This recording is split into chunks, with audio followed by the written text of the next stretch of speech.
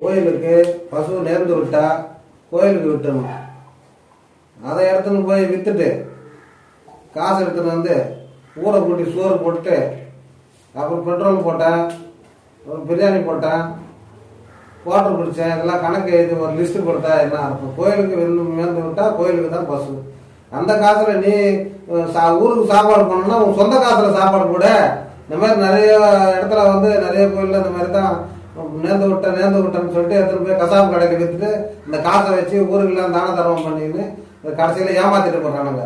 இதெல்லாம் ஏமாத்தணும்னா இதெல்லாம் பாவம், ரொம்ப பாவத்தை பண்ணாதீங்க. நேர்ந்து விட்டா பசு நேர்ந்து விட்டா கோயிலுக்கு விட்டு போ, அப்புறம் சுற்றி விட்டு போகிறது, அப்புறம் என் வீட்டுக்கு வந்துச்சு ஏமாடுன்னு பிடிச்சி கட்டிக்கிறது என்ன அதெல்லாம் அர்த்தம்? இந்த மாதிரிலாம் பண்ணாதீங்கடா, ரொம்ப பாவம்.